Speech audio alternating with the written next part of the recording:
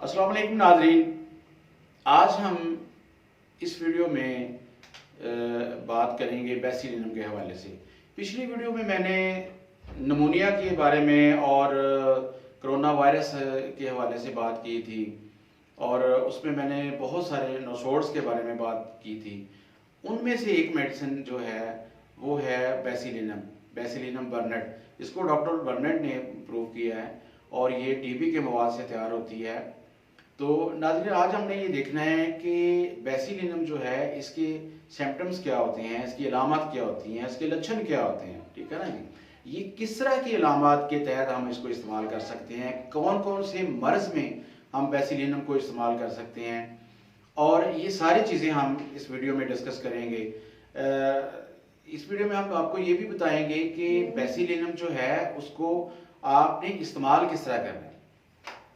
तो नाज़रीन, सबसे पहले हम बेसिलिनम के मरीज़ का आपको हुलिया बताते हैं, उसके ज़हनी कैफियत बताते हैं, उसके मजाज के बारे में बात करते हैं कि बेसिलिनम का जो मरीज़ होता है इसकी छाती तंग होती है और ये सामने वाली हड्डी जो है स्टर्नम जिसको हम कहते हैं, ये बाहर को निकली हुई होती है। इसकी पसलियाँ जो हैं वो फ्लैट होती हैं, ठीक है ना। और इसका मरीज़ जो है इसके कंधे झुके हुए होते हैं, शक्ल से ही बीमार नज़र आता है, कमज़ोर नज़र आता है, लागर नज़र आता है, ठीक है ना जी। और इसका चेहरा जो है ना वो उतरा हुआ होता है, रूखा चेहरा होता है इसका, ठीक है।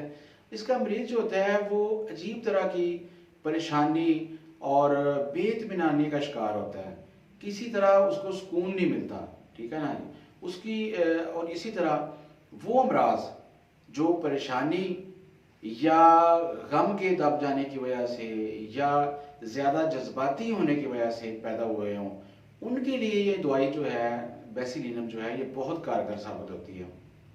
इसका मरीज जो बच्चा होता है वो इंतहाई चिड़चिड़ा होता है, ठीक है ना।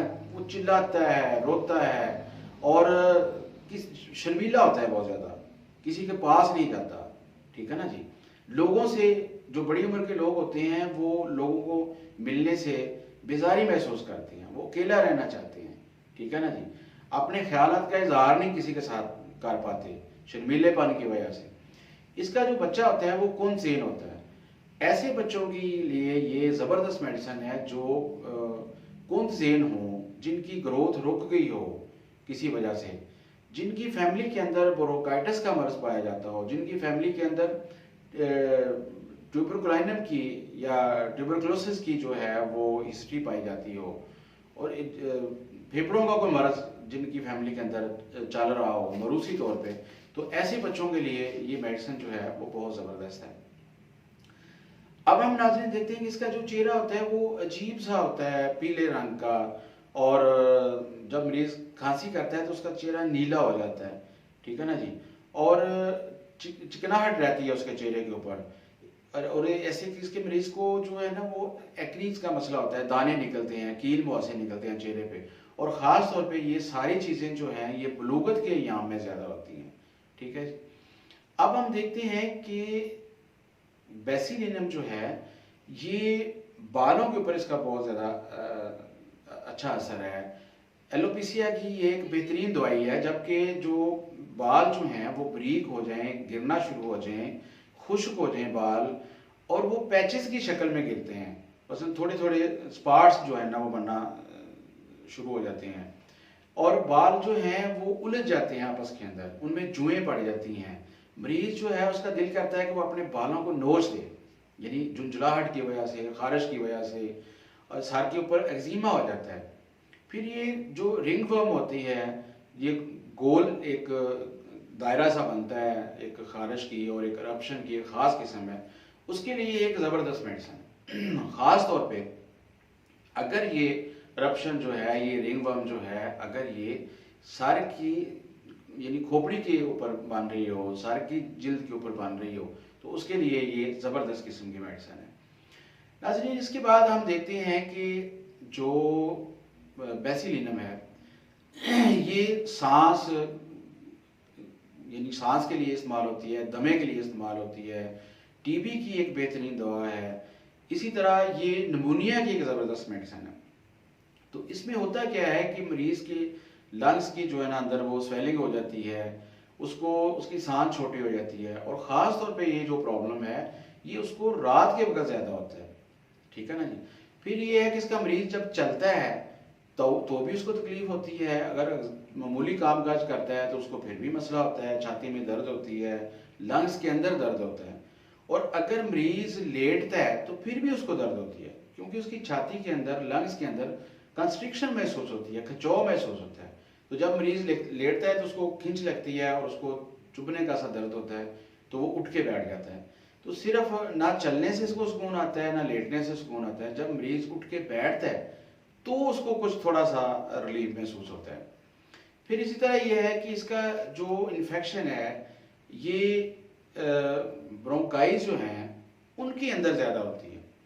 तो ब्रोंकाई ये होता है जो आपकी जो मेन विंड पाइप है, जब ये नीचे जा रही होती है तो इस जगह पे आके ये पाइप जो है वो दो हिस्सों में तकसीम हो जाती है। एक जो पाइप है, मेन पाइप, वो लेफ्ट लॉन्ग में चला जाता है और दूसरा पाइप जो है वो राइट लॉन्ग में चला जाता है।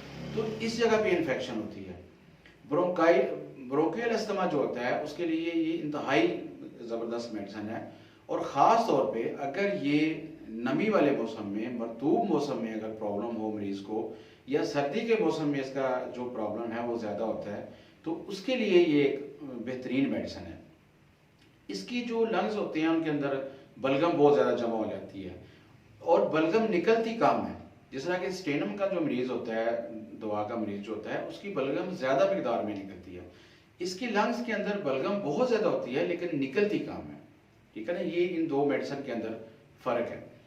अब ये चूंकि लंग्स जो हैं उसकी एल्वियोलाइज जो हैं वो भी बलगम से भरे होते हैं, और ब्रोंकाइज जो हैं उनके अंदर भी इन्फेक्शन होती है, सोजश होती है और बलगम जमा हुई होती है।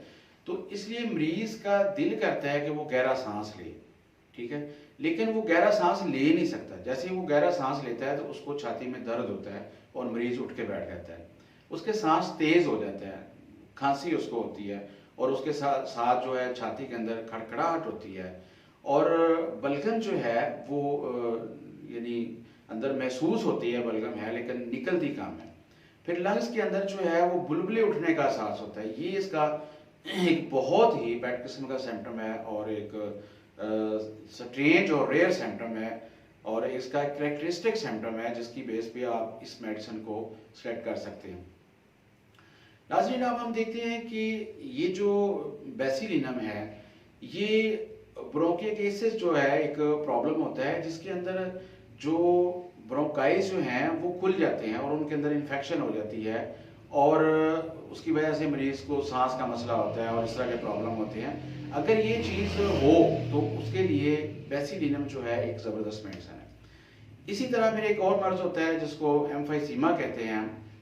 तो इस मर्ज़ में क्या होता है कि मरीज़ की जो लंग्स होते हैं उनके अंदर जो छोटे छोटे एयर सैक्स हैं उनके अंदर पीप पड़ जाती है, और वो आपस में जुड़ के तो जो उनकी अंदरूनी वॉल्स होती हैं वो पंक्चर हो जाती हैं, और उसकी वजह से जो हवा है लंग्स के अंदर से निकल के वो लीक होती रहती है। जैसे मैंने पहले कहा ना कि इसकी लंग्स के अंदर बुलबुले उठने का एहसास होता है, तो उसकी वजह ये होती है कि जो एल्वियोलाइज होते हैं, जो एयर सैक्स होते हैं, उनके पंक्चर होने की वजह से वो हवा जो बाहर निकलती है एयर की, फेफड़ों के अंदर से जो हवा लीक होती है वो चेस्ट की कैविटी के अंदर जमा होना शुरू हो जाती है, और जिसकी वजह से मरीज़ के लिए सांस लेना जो है वो भी मुश्किल हो जाता है, और खून के अंदर ऑक्सीजन जो है वो प्रॉपर मकदार में नहीं मिलती, जिसकी वजह से बहुत सारे प्रॉब्लम जो हैं वो क्रिएट होते हैं।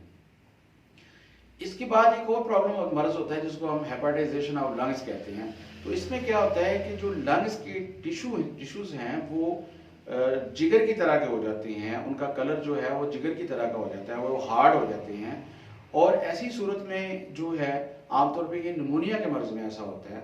तो उसकी वजह से लंग्स जो हैं वो काम करना छोड़ देते हैं और उनमें बहुत सारे मसाइल पैदा हो जाते हैं। अगर इस तरह का मर्ज़ किसी मरीज़ को हो तो बेसिलिनम जो है उसको बेहतरीन सर्विस दे सकती है। नाज़रीन, आज की इस वीडियो में, चूँकि मेरी कोशिश ये होती है कि वीडियो ज़्यादा लंबी ना हो और हम थोड़ा थोड़ा करके आपको बताएं ताकि अच्छी तरह आप उस चीज़ को अपने ज़हन नशीन कर लें। तो नाज़रीन, आज की इस वीडियो में बेसिलिनम के बारे में जो हमने बात की, कि बेसिलिनम जो है वो किन अमराज के लिए इस्तेमाल होती है, इसकी अलामत क्या होती हैं, इसके सिम्टम्स क्या होते हैं। उम्मीद है कि आपको ये वीडियो पसंद आई होगी। नाज़रीन, आप अपने कमेंट्स ज़रूर दिया करें, इस चैनल को बेहतर बनाने के लिए अपनी राय ज़रूर दिया करें और अपना ख्याल रखें। हम आपके लिए दुआ गो हैं, आप हमारे लिए दुआ करें। अल्लाह हाफिज़।